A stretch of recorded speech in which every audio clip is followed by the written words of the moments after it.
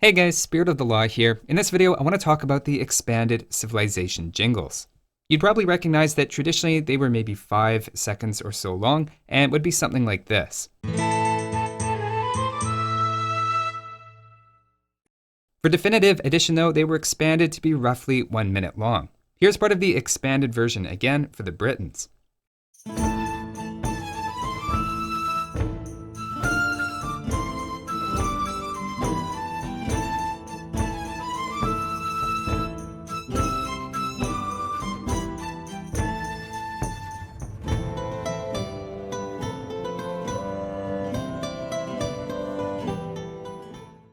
Now, you may not have thought about them too much, but as an amateur musician myself, I immediately thought about what an interesting process it would be to take what were short melodies, or in some cases just straight up sound effects, and try to make a more complete song out of them.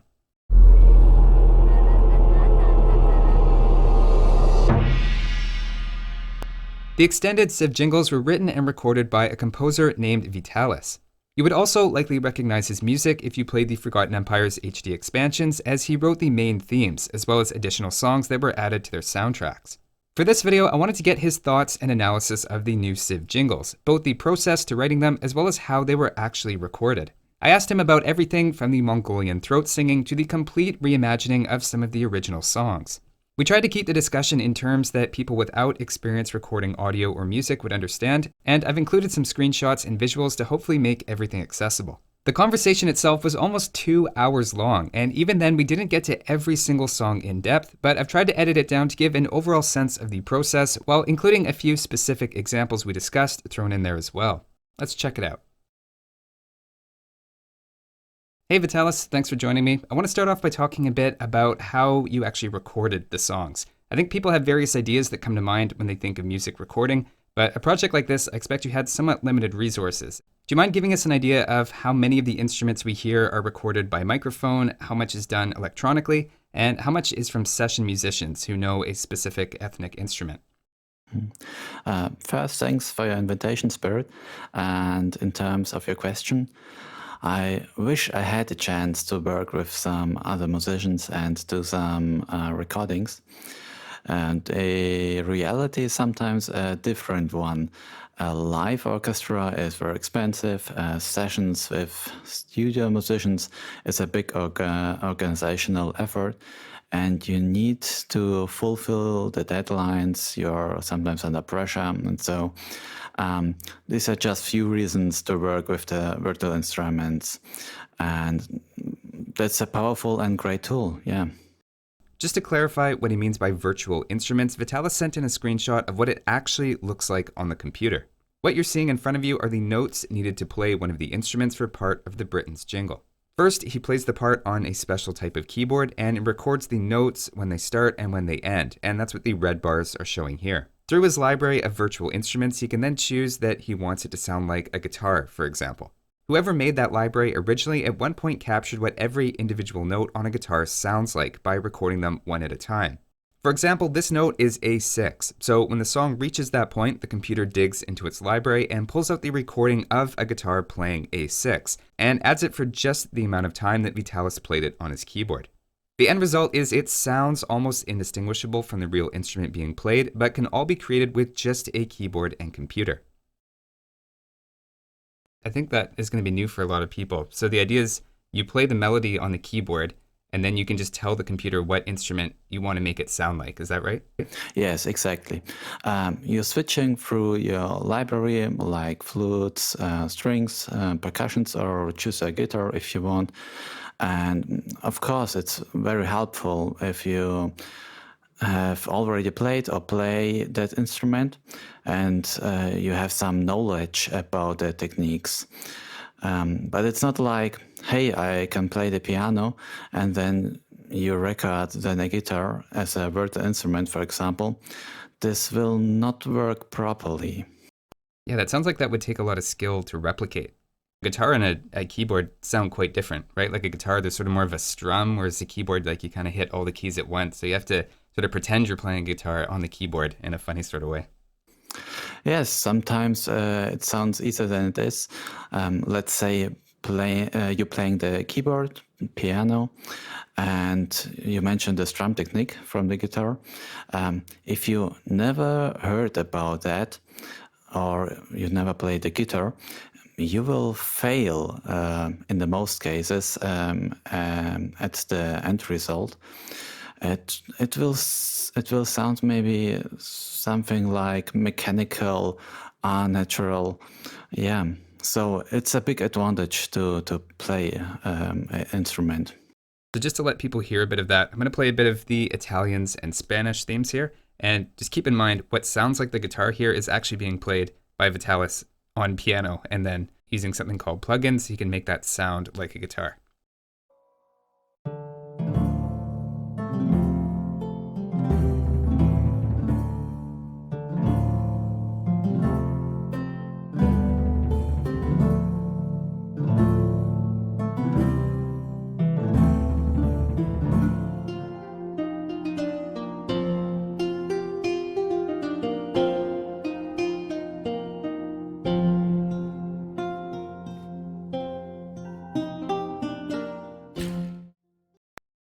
As another example, we're going to listen to a bit from the Berbers theme.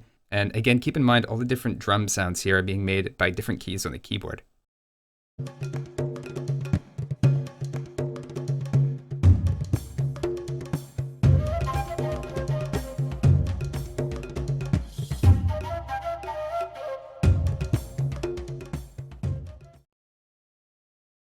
I guess the main one I'm curious about is the different singing, like the Mongol throat singing. Was that recorded specifically for this? No. Oh, really? I found a sample also in my library and thought that's what we need, yeah.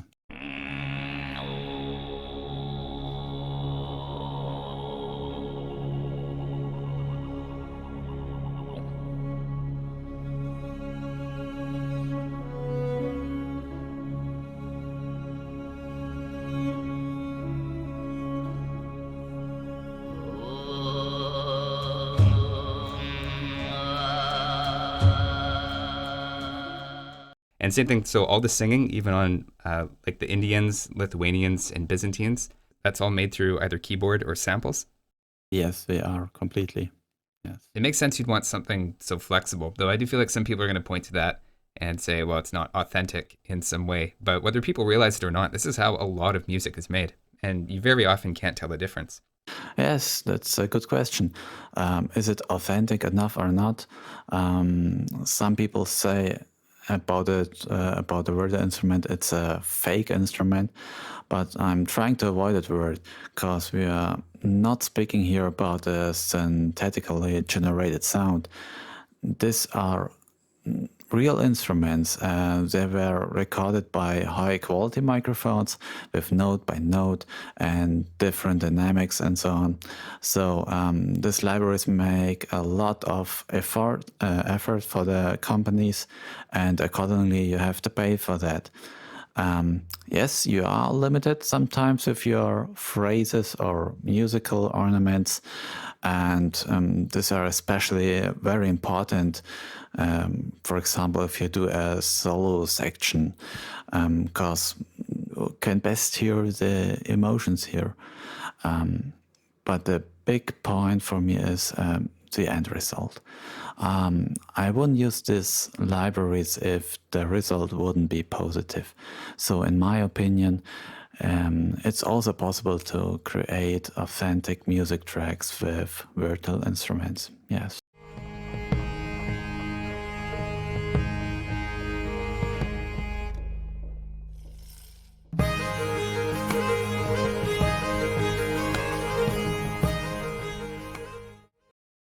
Okay, so next I want to talk about sort of your writing process. So for some songs, like the Britons, for example, I thought there was a clear melody that you could play around with and you could expand. But it felt like others, like the Huns, Goths, Koreans, Spanish, Teutons, and Vikings, and maybe more, there wasn't really a starting place for you, and you basically had to create a whole new song for them. I'm just going to play those ones back to back so people can see how little you actually had to work with.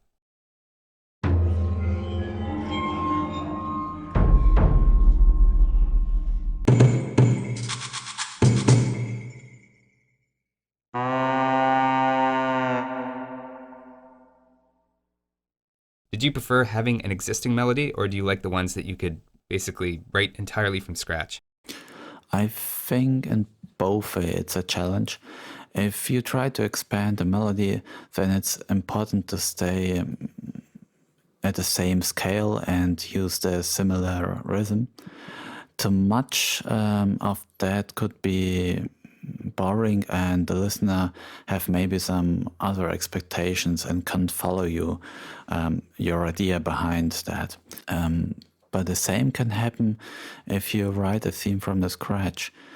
Maybe you have here a small advantage because you can determine yourself how you want to start with the intro and invite the listener to the music in a smooth way. Do you mind if we talk about a couple specific examples of that where you had to write from basically nothing?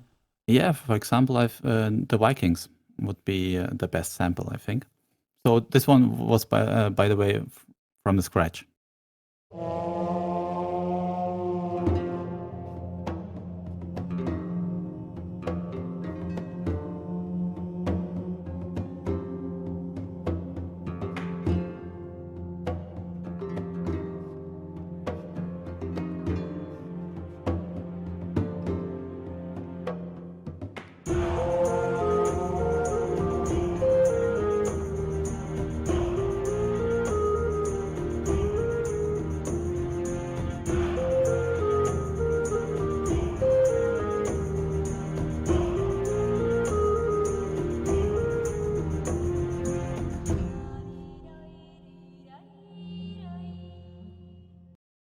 And I try to use a lot of associations which I thought that are suitable for that civilization.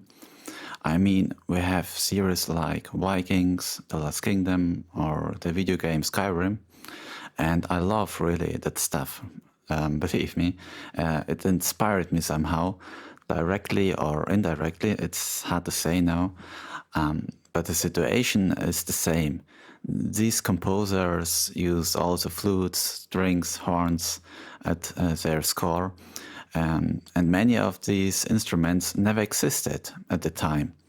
Nobody's complaining about it because the composer created an authentic atmosphere, and that's what matters. Sometimes a single flute is not enough.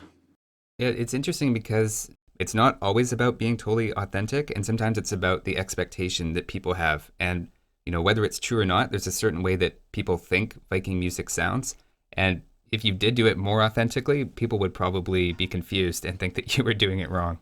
And so I think, yeah, I would agree with the way that you took it. I was curious about another one, curious about the Spanish. So you start off with this vocal line.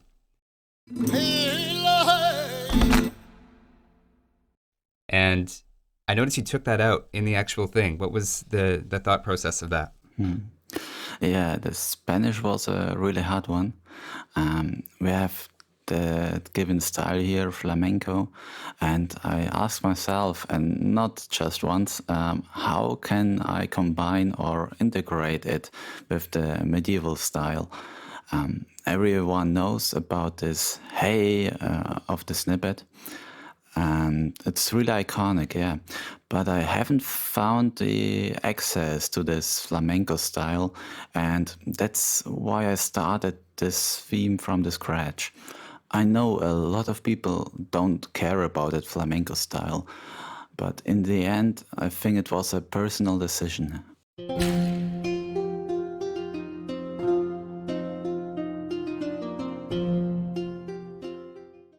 Okay, one more I was curious about is the Huns. The original, like the little 5-second one from Age of Conquerors, didn't really have any kind of song at all. There was no beat. It was just sort of weird, creepy sound effects. And is definitely one of the scariest songs.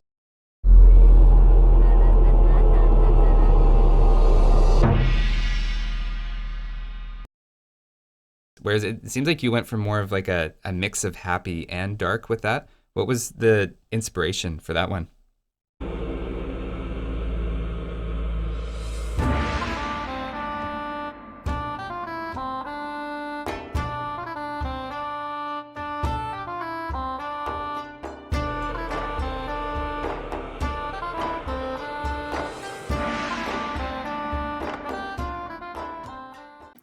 Yeah, the Hans intro starts creepy, obscure, something in that direction.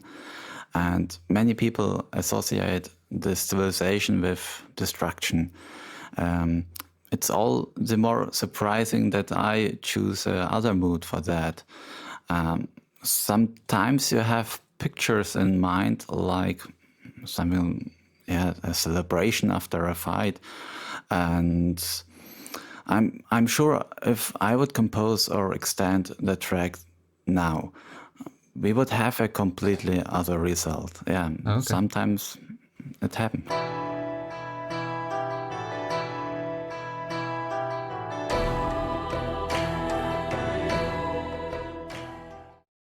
I think Huns seem particularly difficult though because they haven't been around for 1500 years. So I think trying to replicate that music just seems incredibly challenging to me. In fact, why don't we talk about some of the process you took in researching the different civilizations to capture something about their music? Are there like certain scales that certain countries use that you have to learn that scale in order to make it sound authentic? Yeah, YouTube was my best friend, and I tried. You try to understand how an instrument is played and how it works. Why does it sound different? Which scales do they use? All that researches are very important because these things transport that authentic feelings, and that's what the listener associate in the end with the civilization. One that seems difficult to me, but maybe it's just my lack of exposure to it, was that when you did Rise of the Rajas, you were doing Burmese, Vietnamese, Khmer, and Malay. I'm sure to someone who grew up in one of those cultures, it would be very obvious what the regional differences are. But I think that's more difficult for somebody coming from outside. So was that challenging to sort of find what that unique thing is with each region? Oh yes, it was. Sometimes you will be confronted with styles of music which you not hear everyday life. On the one hand, it's very interesting. I love that. I love to work with this completely different countries and instruments. On the other hand, it's a big challenge. You are trying to figure out the differences about the instruments and scales. And I'm not only talking about the civilizations, you also often have these differences from region to region in a country. Your goal should be to compose the music in such a way that the native also accept it. That's the difficult task, to represent all the styles over centuries in just 1 minute.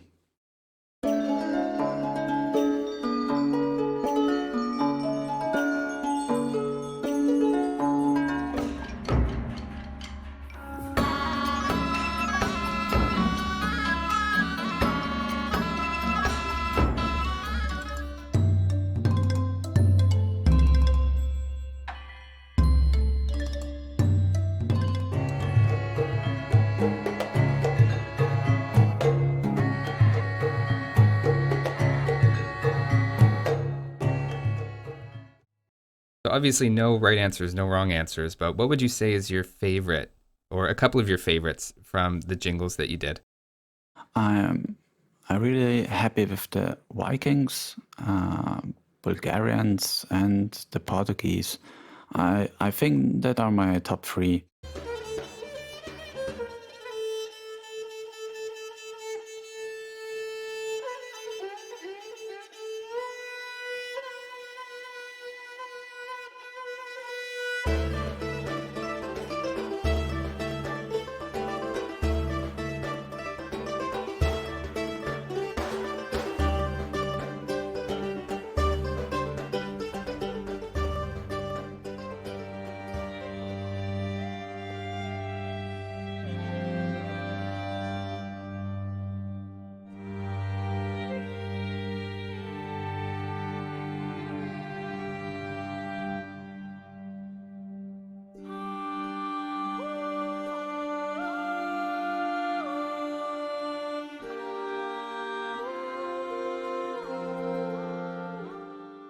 I mean, I like the Britons too, and the existing melody from the snippet. Uh, it was nice to have a longer melody than then it's easier to expand it with a similar melody or rhythm.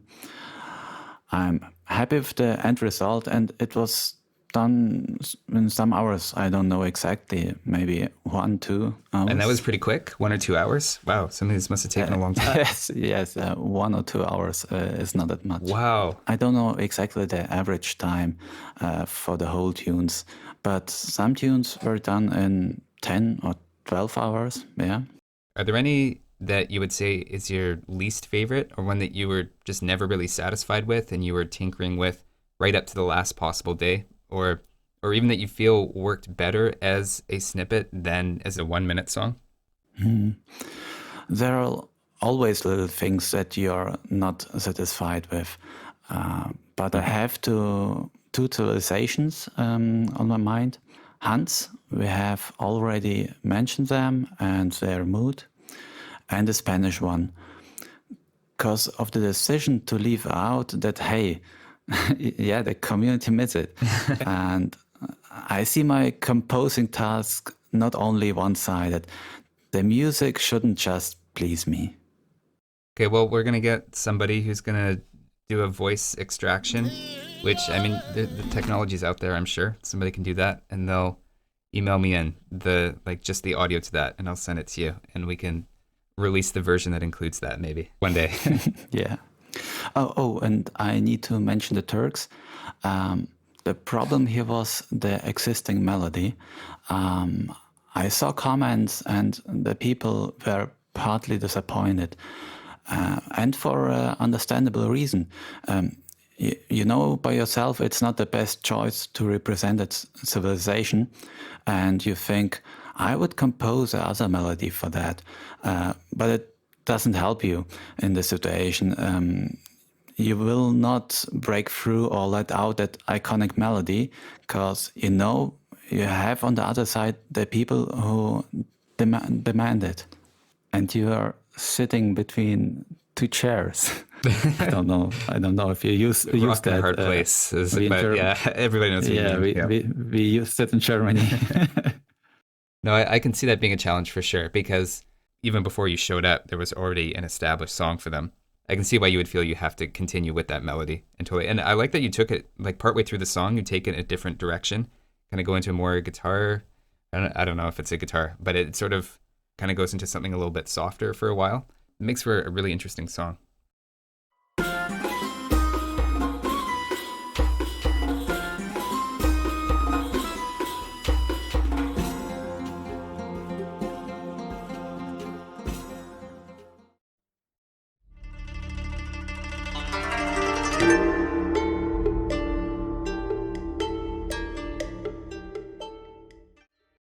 I was wondering if you had any tips for aspiring songwriters or musicians who are looking to get into the video game music business, because I think for some people, to be able to do what you do is really living the dream.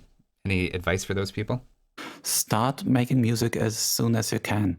To compose something, this process doesn't succeed overnight. You get better, for sure. The success is hardly noticeable at the beginning, and that's why many people give up.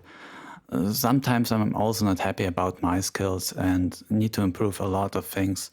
But you have to stay focused. Hear a lot of songs, play them, analyze the chords, and use your ears for that. Yeah, that's it. So I think we're going to leave it there, but I just want to thank you again for coming on and sharing some insights about both the recording and especially the writing process, which is really interesting, and I certainly see a lot of the songs in a different light. So thanks again, man. Thanks a lot to Spirit. So that was a condensed version of my interview with Vitalis, and if you want to hear more from him, he does lots of remixes on Age of Empires songs, and he does in fact have a YouTube channel, so I encourage you guys to check that out. To play us out here, we're going to listen to an arrangement he made, and the picture being shown is what that song actually looks like on his computer. Thanks for watching, guys, and I'll see you next time.